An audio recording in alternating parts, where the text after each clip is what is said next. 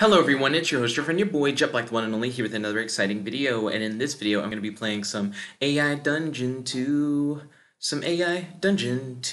So this is episode 10 of the Jet, Starlight, and Zana Fairy Monster Hunter series. If you guys have not watched episodes 1 through 9, I highly recommend that you do so. I'll have a link to the series playlist in the description box below and on the end card. And if you would like to read the story in full, feel free to click on the link in the description. It'll take you to the AI Dungeon page where you're able to just read the entire story. Also, if you guys ever want to talk about Jet, Starlight, and Zana Fairy Monster Hunter speculation or ideas that you guys have for the series or just your thoughts on the series so far, feel free to post your thoughts in the comment section below or on our Discord. The link to the Discord in the description box below.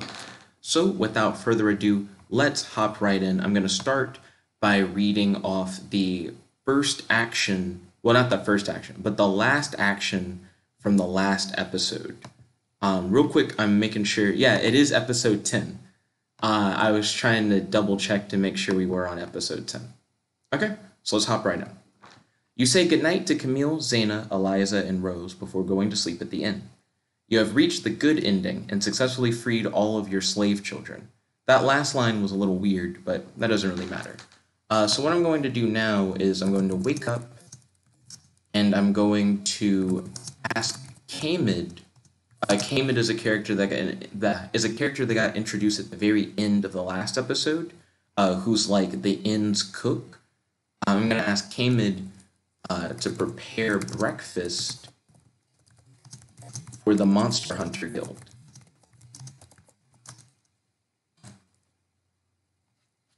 Because I've been trying to prepare breakfast like every morning, or like another character on the team has been trying to prepare breakfast.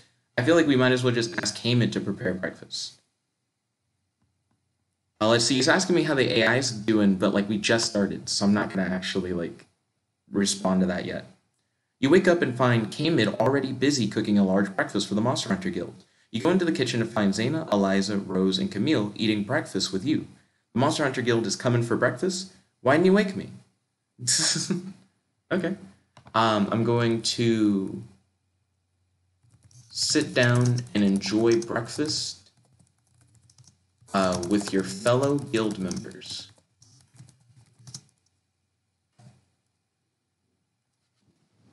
So I think what I should probably do, because I have like a lot of stuff that I want to do as of like last night's adventure. You sit down to enjoy breakfast with your fellow guild members when you hear a knock at the door. The knock comes again, louder this time. I'll get it, Zana says. No, I got it, Kamid replies. No, I got. Just a whole bunch of people are like trying to like open the door. I'm just going to answer the door.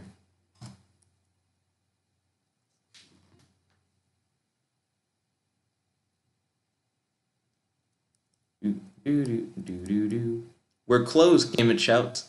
I just want to ask you some quests, a voice says from the other side of the door. We're closed, Kamid repeats. Do you have any rooms available, the voice asks. Okay, I don't really care about who's at the door then. I'm gonna check the mail at the inn.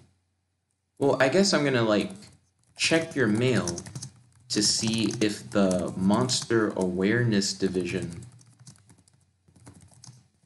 has sent the Monster Hunter Guild, which I guess I could also capitalize, Monster Hunter Guild, any new monster bounties, or I guess monster wanted posters.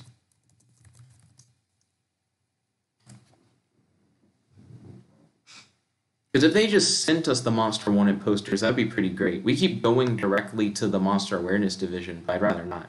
You check your mail and find a letter from the Monster Hunters Guild. We are the Monster Hunters Guild. Hey, Kamid, Zana, Eliza, Rose, and Camille. You'll never guess what I got in the mail. Letters from our loving friends and family, Camille asks. Let's see. Read the letter. Yeah, I'm just going to read the letter. I hope it's a monster wanted poster. That'd be great.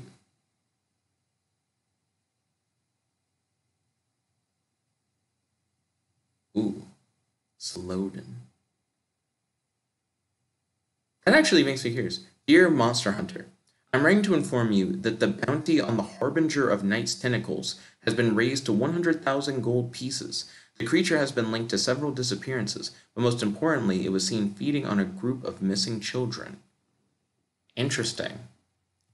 I'm going to alert the Monster Hunter Guild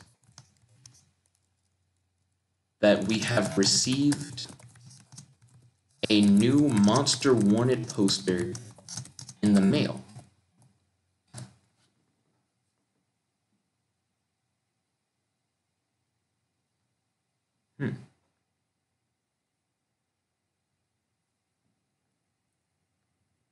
Let's see.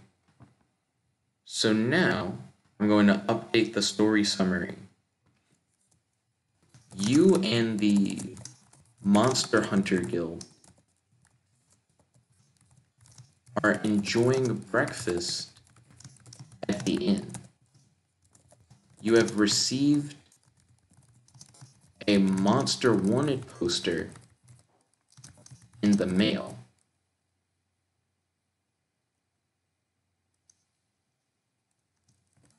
And you are telling... Well, no. Yeah, you've just received a Monster Wanted poster in the mail. Zana, I got something in the mail from the guild. Oh, really? What is it? Zana asked. You pull out the new Monster Wanted poster and hand it to her. What's this? She asks, as she takes the poster. We have received a Monster Wanted poster.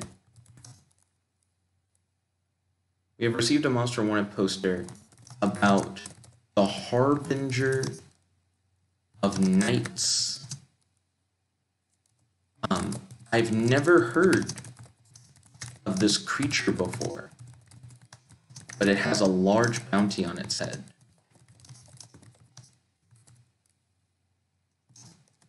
We need to hire a monster scholar who can help teach us about all the new monsters we encounter. Does anyone here know a monster scholar that we could recruit to the team?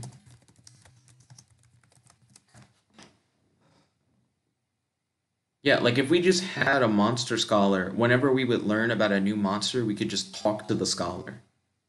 No, but my brother might, Kamen says. Your brother, you ask? Yeah, he's really into that stuff. Okay, so should we invite him here, you ask? Yeah, but it might be a bit, Kamen replies. Kamen, what is the name of your brother?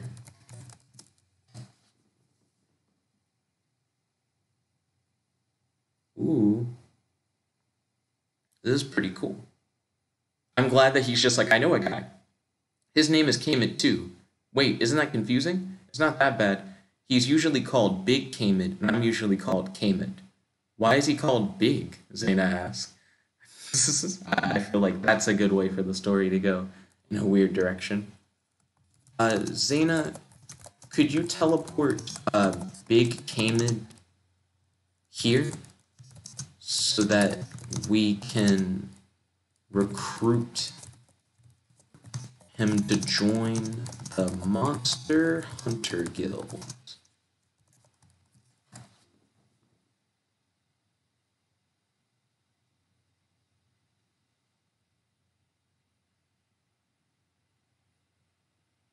It's interesting that we have like Kamen and Big Kamen.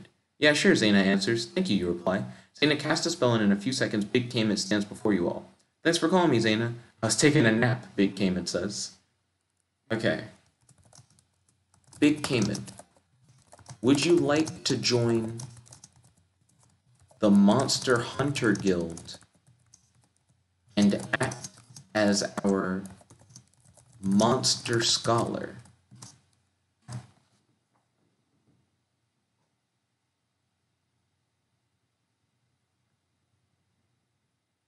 Yeah, sure, Big Kamen says. Thank you, you reply. So I'll be working here now, Big Kamen asks. Yes, you reply. Can I sleep in a bed upstairs then, Big Kamen asks? Yes. You can sleep in our room here at the inn. I'm going to say Yes, Big Cayman. You can sleep in our room here at the inn. Before you go to sleep,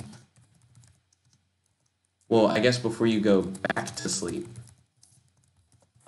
could you tell us everything you know about the Harbinger of Night?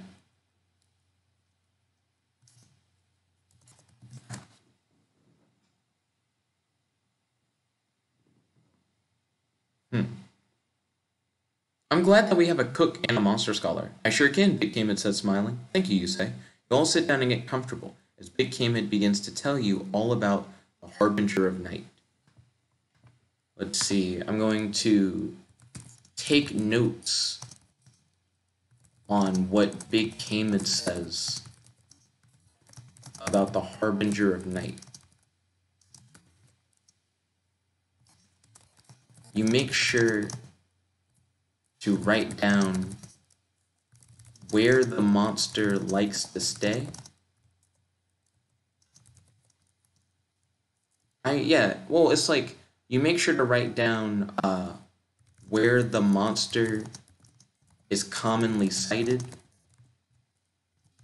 what the monster's powers are, and what the monster's weaknesses are.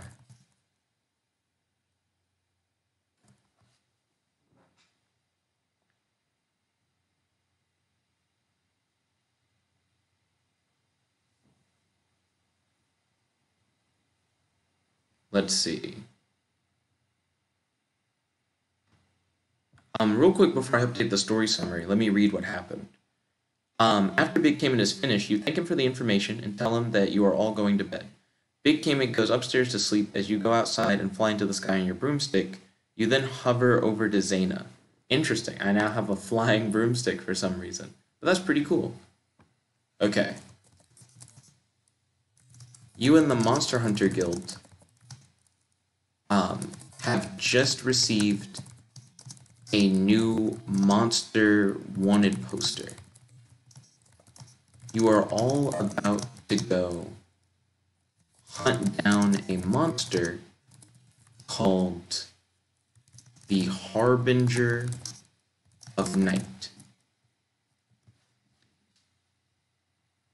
What a long name. Okay. So what do I want to do? I guess I'm going to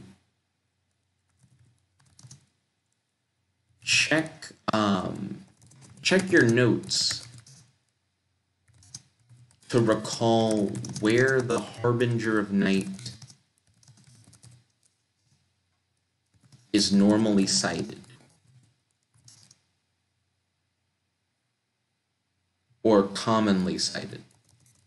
Because that's where we would probably go look first.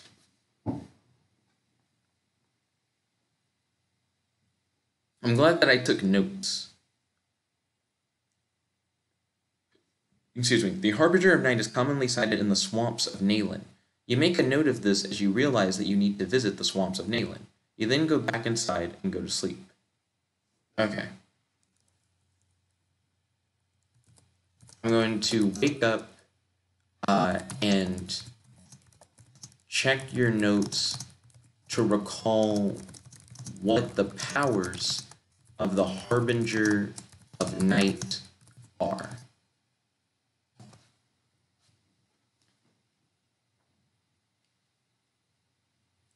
Because it didn't tell us what Big Cayman said. It's like you just wrote it down. You wake up and realize that it's time to get ready for work. After a long, hard day of labor, you get off work and head home. You walk into the inn, sit down at your usual table with Zana. And I don't know why the AI makes you go to sleep, and then when you wake up, it's like, now you gotta do like some other stuff. Okay. Check your notes to recall what the powers of the Harbinger of Night are. Because that is what I want to know. I just want to know what the Harbinger of Night's powers are, and then I'm going to check it, and I'm going to figure out what its weaknesses are.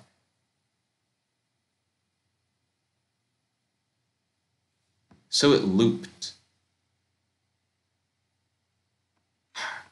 I normally don't use like reverts and like retries and stuff, but I am gonna do a retry for that one. You check your notes and realize that the Harbinger of Night has many powers, such as the ability to turn into a cloud of bats, control spirits, and ghost-like creatures. Okay, good to know. So now, what I'm going to do is I'm going to check my notes to recall what the Harbinger of Night's weaknesses are.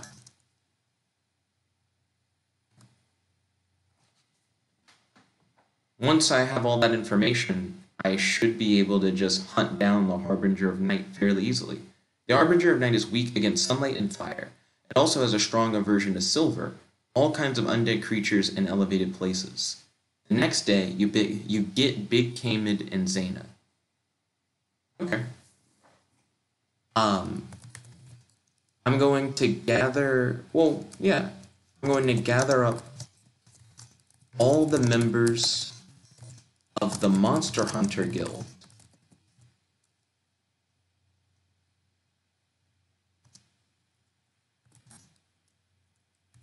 And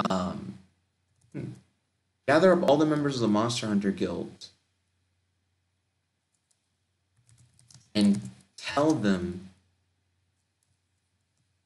well, I guess, and instruct them to follow you to the swamps of Nayland for a monster hunt.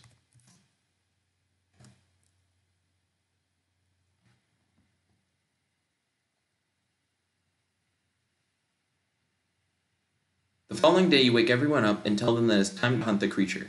Everyone gathers their equipment and money glands, what? Before setting off on Big Kamid's boat. The boat ride is long and boring, but eventually you arrive at the edge of the swamp. Oh, Big Kamid has a boat. That's kind of neat. Okay, sweet.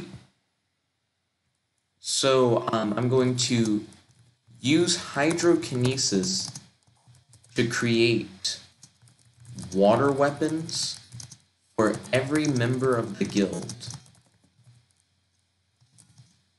and then use element type shifting to transform all the water weapons into silver weapons.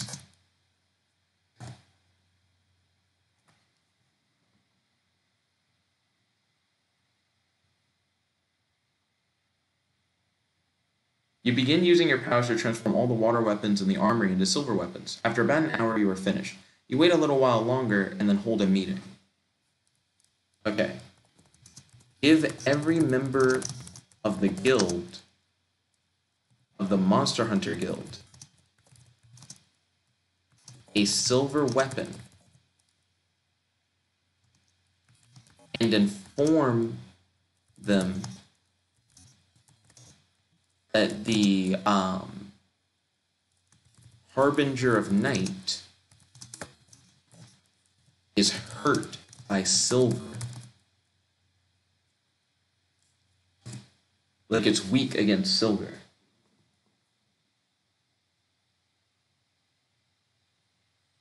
Your group of monster hunters has managed to stay alive this long by sticking together and using your combined knowledge. You give every member of the guild a silver weapon and inform them that the Harbinger of Night is hurt by silver. Let's see. So you and the Monster Hunter Guild are on Big Kamid's boat in Nayland Swamp, hunting the Harbinger of Night.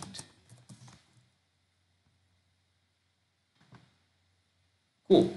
So we all have silver weapons. I just realized something. We know what his powers are, but we have no real defense against, like, spirits and ghosts. I didn't really think about trying to defend from spirits and ghosts until, like, just now.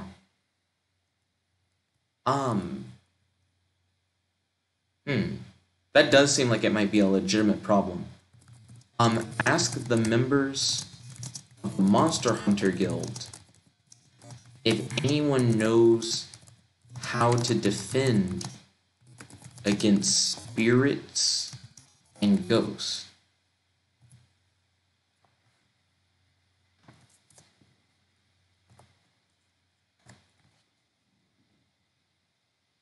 Yeah, because the Harbinger of the Night can control spirits and ghosts.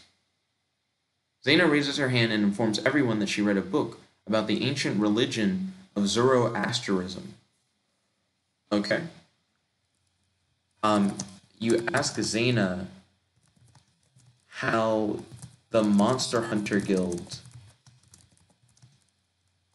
can use Zoroastrianism to protect against spirits and ghosts.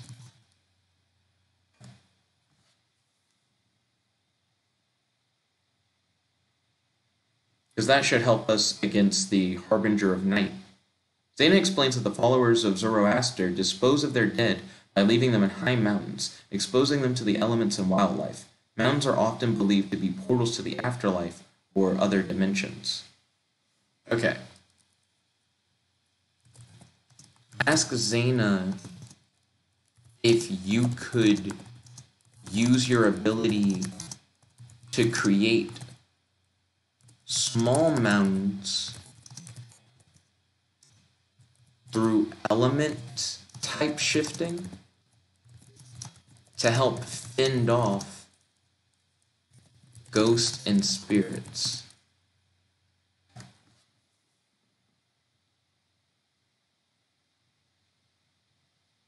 It sounds like that's possible based on what she just said.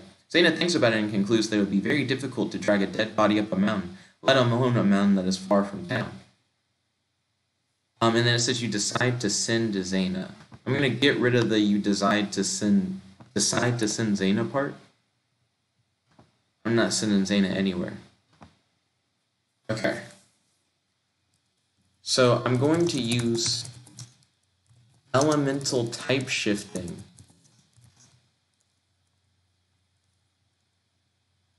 to create large stone mountains throughout the swamp of Nalen in the hopes of fending off all the ghosts and spirits that reside in the swamp.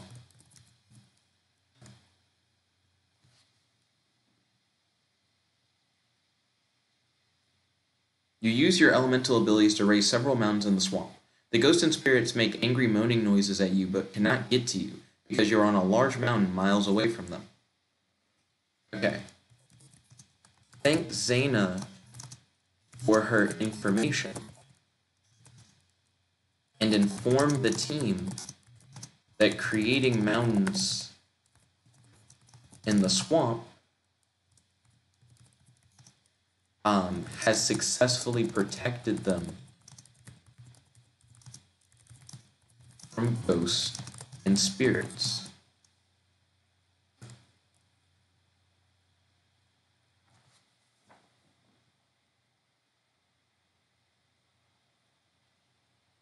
The goblins are a nuisance, but you're able to get in a few good swings on them before they run away. You have a new goblin ear to add to your collection. Your skill with goblins has increased to the point where you can easily massacre them by yourself. That's not a bad thing, but it seems like very unrelated. Like it just seems like suddenly there were goblins there and you easily dispatched them and now you can just kind of like whoop goblin ass. I don't know.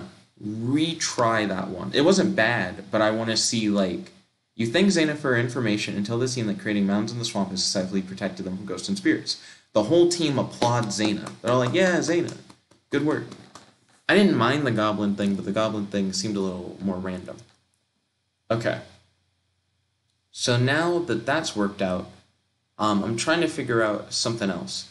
So the Harbinger of the Night can command ghosts and spirits, but we've created mountains like in the area, so we're fine from that.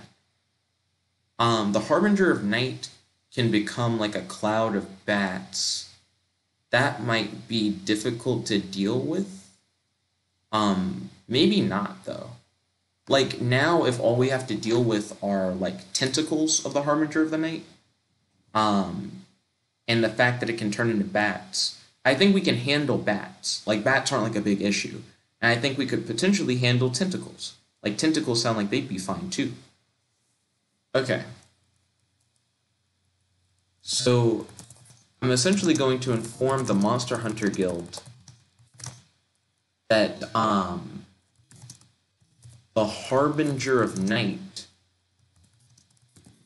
now can only really hurt them by turning into a cloud of bats or by using its tentacles to attack them. Like, we've essentially narrowed it down to where, like, the monster doesn't have a lot of options.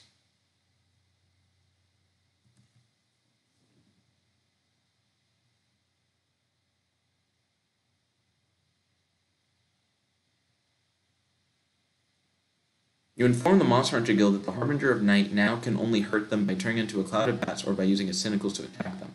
The Monster Hunter Guild is unsure how to respond. You are unsure what exactly they decide on. Months pass. Nope. Nope. I'm not about that months pass life. Retry that one. It, like, kind of worked. I liked everything but the months pass. Zana is astonished that you have defeated the Harbinger. She writes a letter to the leaders of the Monster Hunter Guild informing them that you on what you have experienced in battle and how it has changed. I don't want to just win. I don't want to just win either. We're going to retry.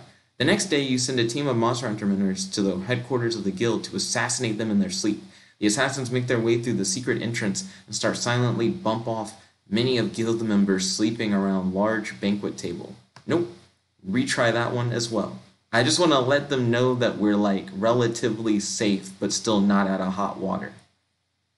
The Monster Hunter Guild thanks you for informing them of this information. The guild asks you if there is any way to prevent the creature from turning into a cloud of bats, and you explain that you're working on finding out. The Monster Hunter Guild is grateful and rewards Zana with gold. Okay.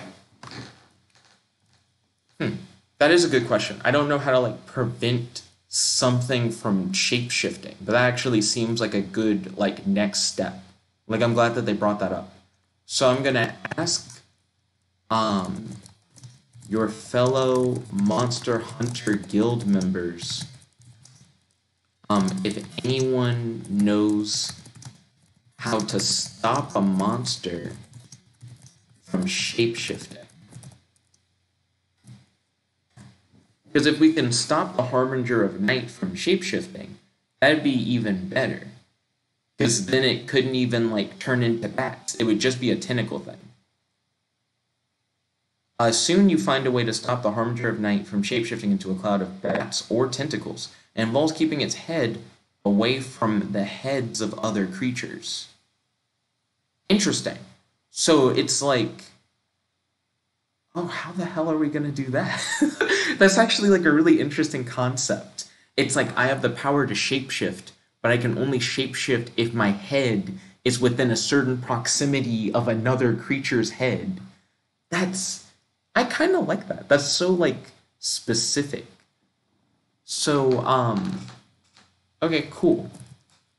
So I inform, like, your fellow members of the Monster Hunter Guild that we'll need to keep our distance from the Harbinger of Night in order to prevent it from shape-shifting.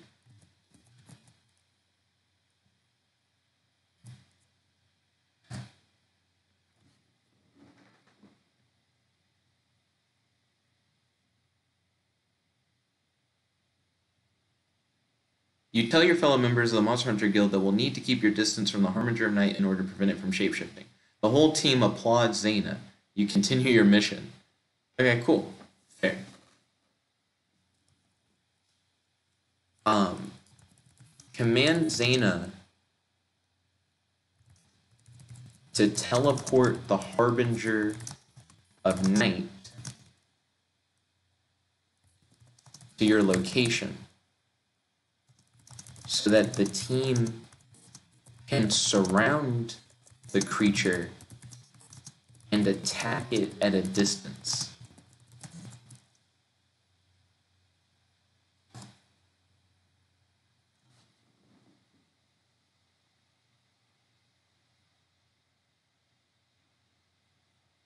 Zana nods and uses her impressive magic powers to teleport the massive creature to your location. You, Zana, and the other monster hunters begin firing bolts of lightning at the beast. Okay. So here's what I'm going to do. I'm going to command Rose and Zana to use their plant manipulation abilities to restrain the Harbinger of Night.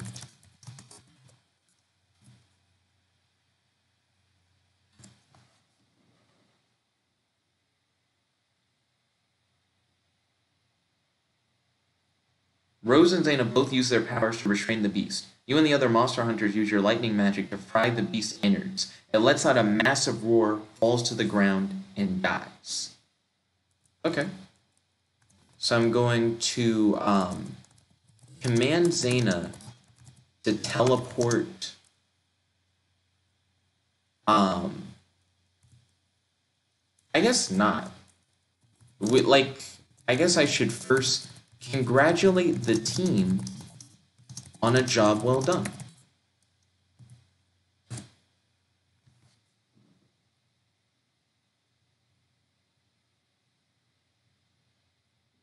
The team succeeds in its quest, and the monster hunters of the guild are rightfully impressed. You continue your mission. Okay. So now I'm going to command Big K-Mid to take the Monster Hunter Guild and the dead body of the Harbinger of the Night to the Monster Awareness Division.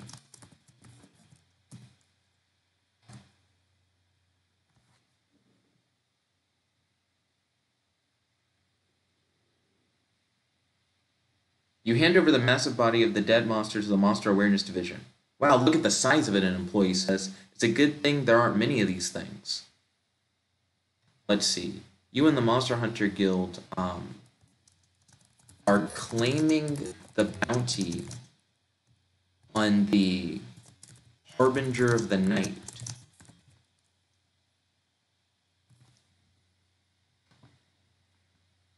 Let's see.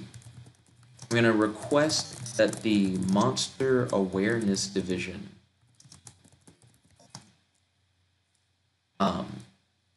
reward the Monster Hunter Guild with the bounty.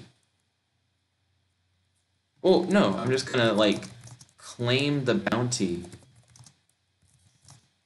on the Harbinger of the Night.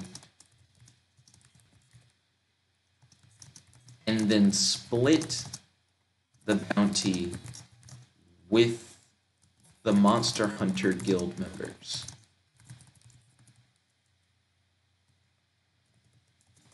With your fellow Monster Hunter Guild members.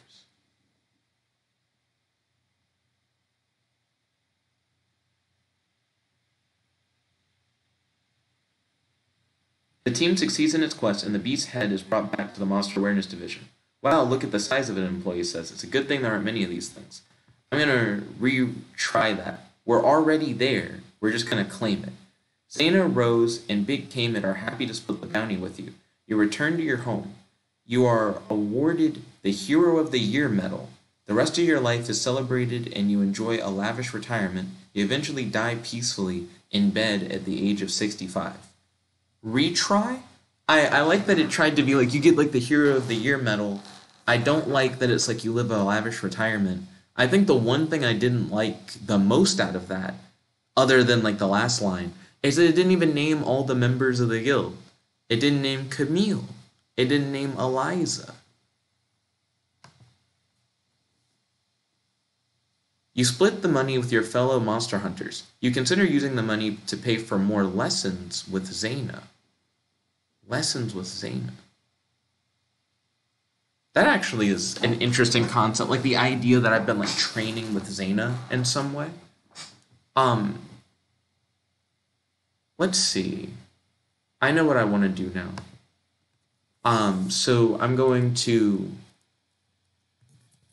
walk to the orphanage to talk to Father Tomas and Zana. No, not Zana. Crap. Tanya. Similar names. These are characters that were introduced last episode, but I actually have, like, questions for them. Like, I have more stuff that I want to talk to them about. Father Tomas is a large, older man with a beard. He smiles when he sees you. Hello, he says. Hi, you reply. Are Tanya and Sela here? They're in the back, Father Tomas answers. I don't know who Sela is. I might just edit it and go, is Tanya here?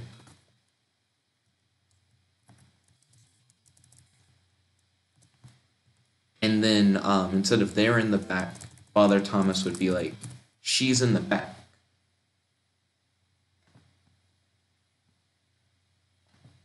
Okay. So I'm going to ask Father Tomas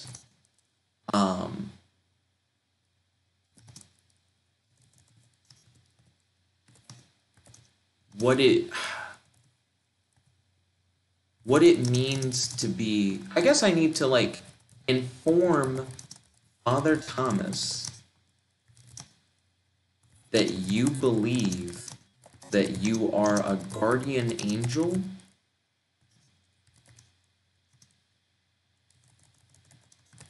and that you don't know what it means to be a guardian angel. Because that's something that came up last episode, but then we didn't really, like, talk about it much after it came up. After I came back from the afterlife. Father Tomas says. Father Tomas takes you to the back of the orphanage. There is a small burnt-out room. There are 2 desks there, with 2 children sitting at them. This is Peter and Linda, Father Tomas says. Let's see. I guess I'm just gonna, like, say hello to Peter and Linda. You know, just be polite.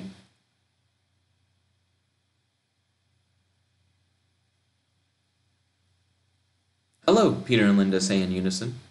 We should be getting back, Father Tomas says. Good to see you. Father Tomas waves and leaves with Peter and Linda. You walk home. On the way, you ponder your life as a guardian angel. Wait, hold on. No. I'm going to go back to the orphanage and ask Father Tomas if guardian angels have any special abilities.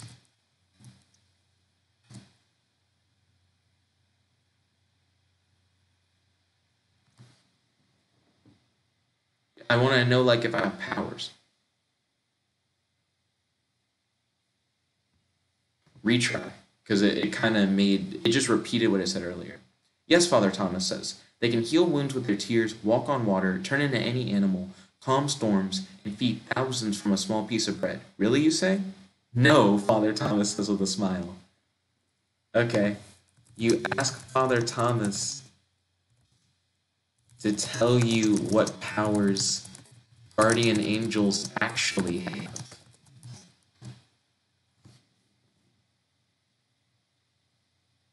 Like, I'm trying to make sure that I am actually a guardian angel or whatever. They can carry messages to loved ones and speak with them after they've passed on, Father Tomas says. Really, you say? Not really, Thomas laughs. He's gotta be fucked up, because he's just not... He keeps just, like, saying, psych! No, that's not what they really do. You were trying to, figure out what the powers of guardian angels are.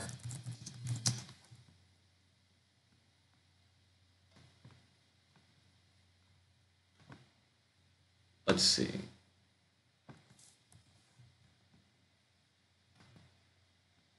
I got rid of the part where it said, you go back to like Zana or whatever. So I'm going to say something to Father Tomas along the lines of, Father Tomas, when I first met you, you seemed to already know information about me. I met you shortly after I escaped the afterlife. You said that you do God's work.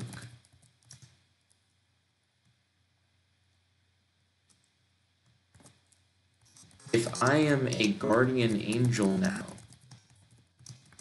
I imagine that you would know.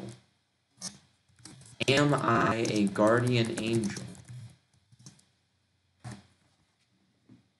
Like, I just want clarification on like an earlier plot point. Father Tomas sighs. You were a guardian angel, Father Tomas says. But we'll talk about it later. Father Tomas walks away quickly, looking over his shoulder at you every few seconds. Whoa, whoa, whoa, whoa, whoa, whoa, whoa, whoa, whoa. I'm not going back to my sleeping area. I'm about to get him to clarify on this. Father Tomas, what do you mean when you say that I was a guardian angel? When did I stop being a guardian angel? Like, was it temporary? Is it like you escape the afterlife and then you get angel status, but then you lose it shortly after, kind of thing? The Archangel Uriel believes that you have been corrupted by the powers of hell. If you were indeed to continue down this path, then you would become a fallen angel. Ah, crap. So, essentially, you're telling me that because I escaped the afterlife,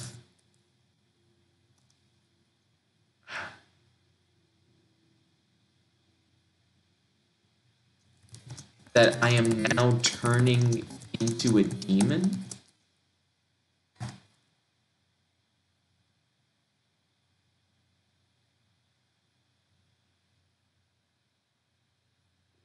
Father Thomas's face goes pale. He doesn't answer your question. He just walks away from you. Your question is still unanswered. You walk around the many rooms of the church, bored and confused. You find yourself in a room with the words hell. Okay. So I'm going to go back to Father Tomas and demand that he tell you whether or not you are turning into a demon.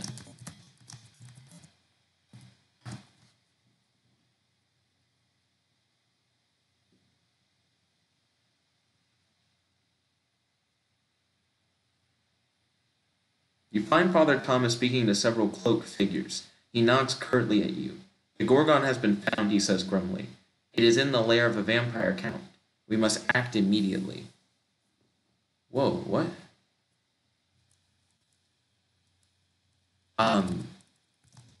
Ask Father Tomas if he needs any help taking down the Gorgon.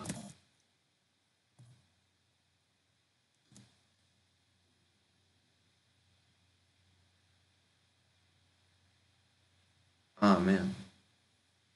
No thank you, Father Tomas says curtly. This is something we can do without your help.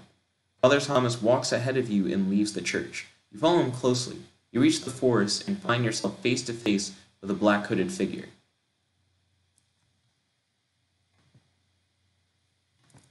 Father Tomas, if I help you defeat the Gorgon, will you tell me if I am transforming into a demon or not?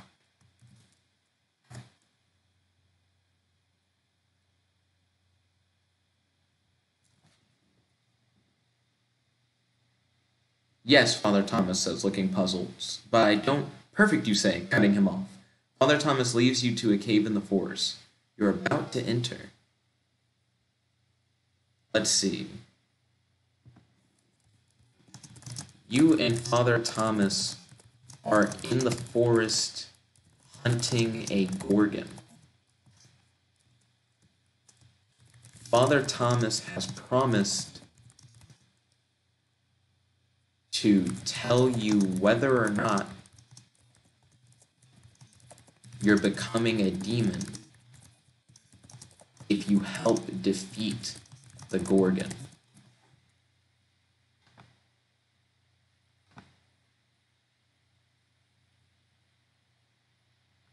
Okay. I'm going to ask Father Thomas what the powers of the gorgon are.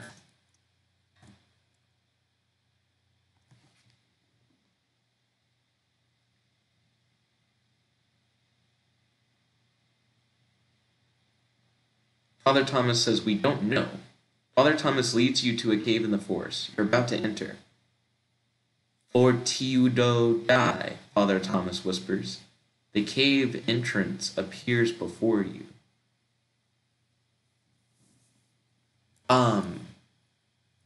You ask Father Thomas if he possesses magical powers.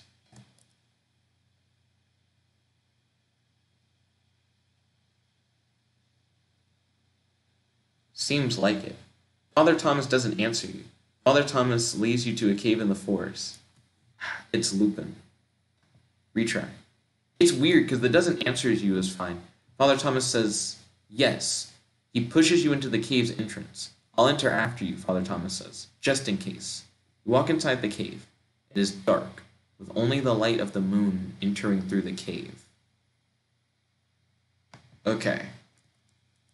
I'm going to, I'm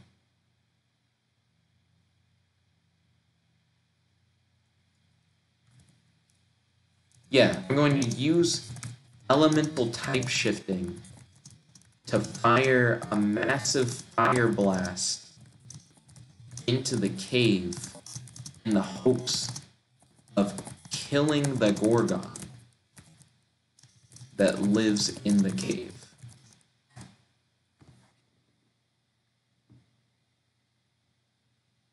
I'd just rather not have to fight it. I feel like it's going to be like it turns you to stone thing. You quickly turn into a tiny ball of fire and hurl yourself into the cave. Whoa, I turn into a ball of fire? That's crazy. You bounce off a wall and transform back into a human before you fall to the ground. You look around, but it soon becomes apparent that the gorgon isn't here. Okay, weird. I'm going to return to Father Thomas and inform him that the gorgon isn't here. Excuse me.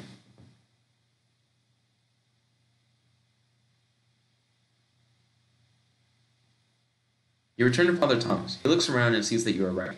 He seems greatly relieved. The two of you walk outside the cave. Father Thomas dismisses you and thanks you for your help. Your job here is done. Okay, hold on. I guess I'm going to remind Father Thomas that he promised to reveal whether or not you were turning into a demon if you helped him.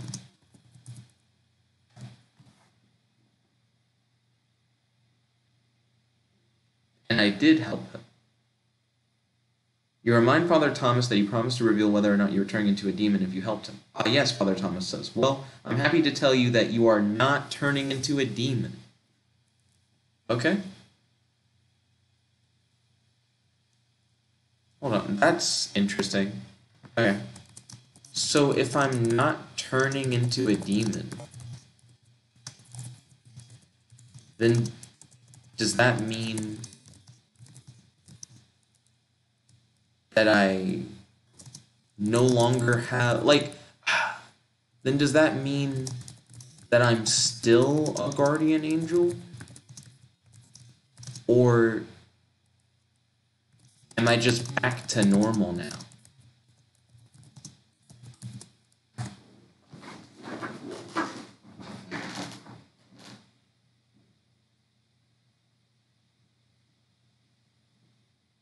You're still a guardian angel. You've just been altered, forged to be better by God's will.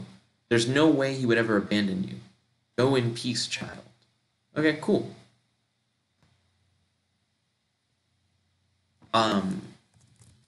You and Father Tomas are talking about how you are now a guardian angel.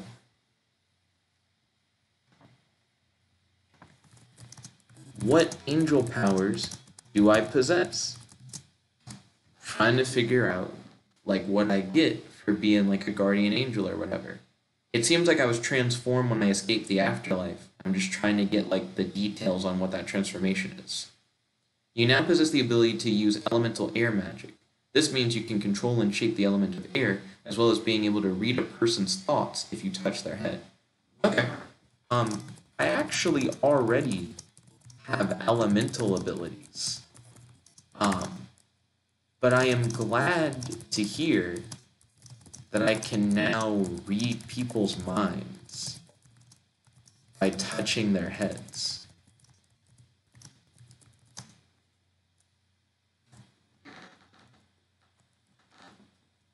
Yeah, like, that's pretty cool.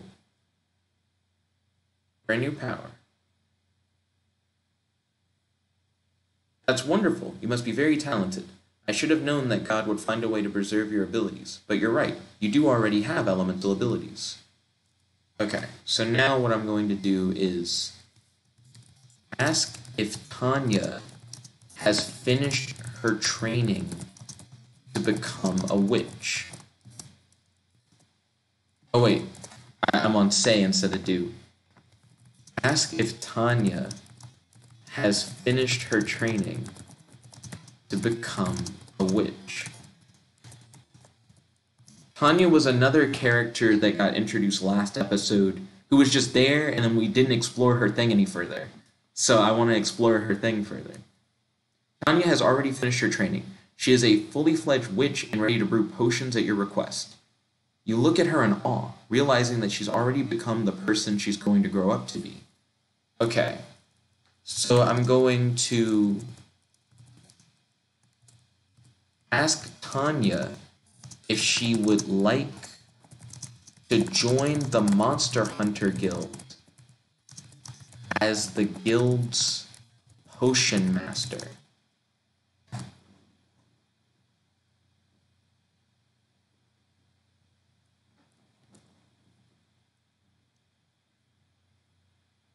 It would be an honor to join you, Tanya beams. Tanya joins you in your quest. You thank her for all she has done and prepare to head out.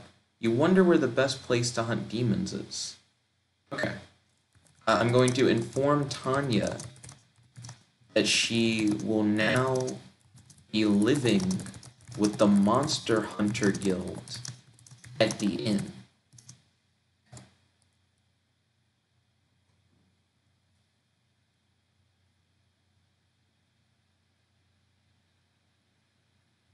You and Tanya walk to the inn. As you enter, everyone eyes you suspiciously. What's a kid doing here? One of them asks.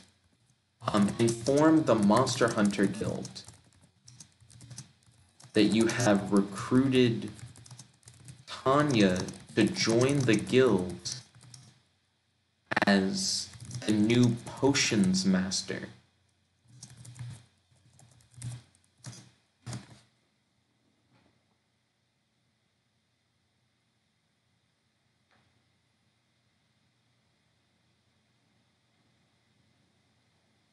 Tanya joins you in your quest. You thank her for all she is. It just looped. Okay. So let's see. You are back at the inn, introducing the Monster Hunter Guild to Tanya. Tanya is a witch who will be acting as the guild's new potion master. Retry.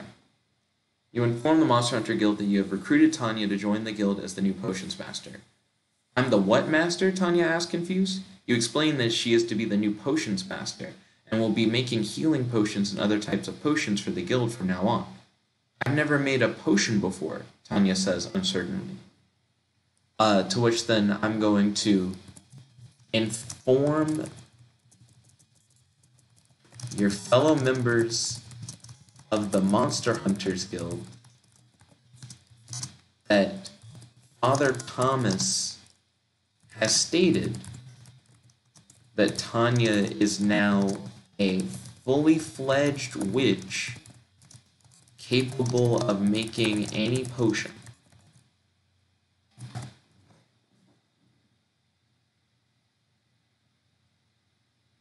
Like, now she's just good to go kind of thing. You begin to explain that Tanya will be making any potions you need. Everyone stops what they're doing and stares at her. She's a witch? One of them asks, surprised. Yes, Tanya is a witch. She is the newest recruit to the Monster Hunter Guild. She will be staying with us here at the inn.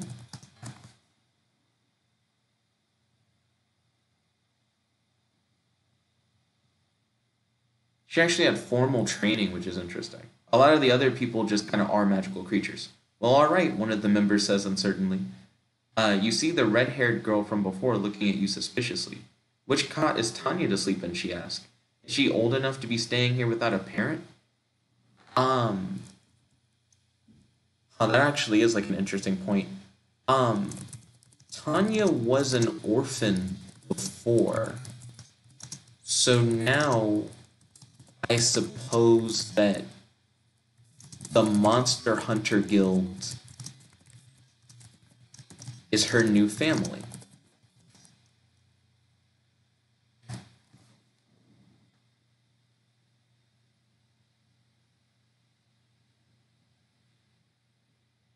Oh, really? The red-haired girl says, not convinced. Well, you can sleep in 317. Tanya looks at you and you nod.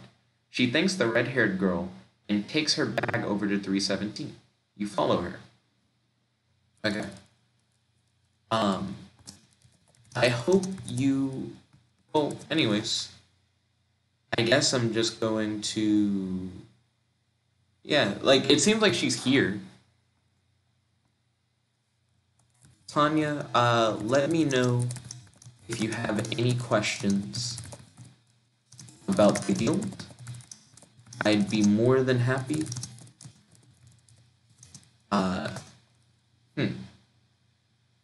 to answer any questions you have.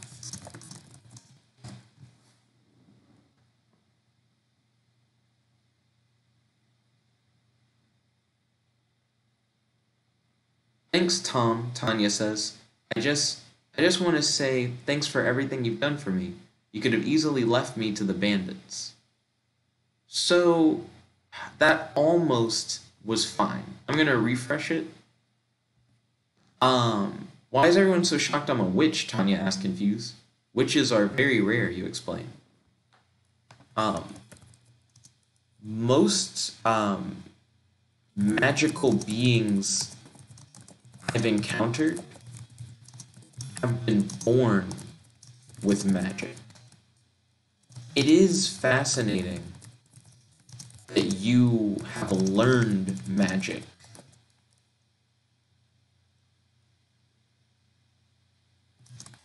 I think it is cool that you are a witch.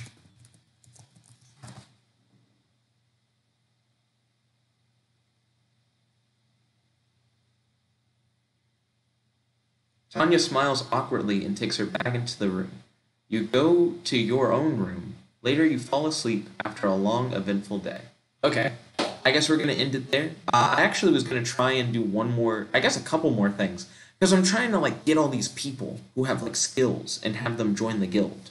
So, I think what I'll probably do on a future adventure is try and recruit Cammy, who's, like, the mercenary that Zana had like trained in the past, because she was really cool. I think it'd be cool to add her to the team. And I want to actually maybe recruit um, Count Gray, the leader of the werewolves who I killed, who's been resurrected and turned into like a woman or whatever. Because we've fought alongside Count Gray before to like face off against a group of trolls. It just seems like there are all these characters who just could be members of the squad. So I'm going to try and expand the squad in future episodes. But that is all for episode 10. I hope you guys have been enjoying the series so far. Definitely let me know your thoughts on the series so far in the comment section below and on our Discord. Subscribe if you haven't already. Make sure to smash that like button. And if you guys would like to check out the series so far, feel free to click on the link in the description or on the end card for the series playlist. If you'd like to read this story as a whole, feel free to click on the link in the description to the entire story on the AI Dungeon website. Thank you all once again for watching. This is your host, your friend, your boy, Jep like the one and only, logging out. Peace. Chicken and gawa.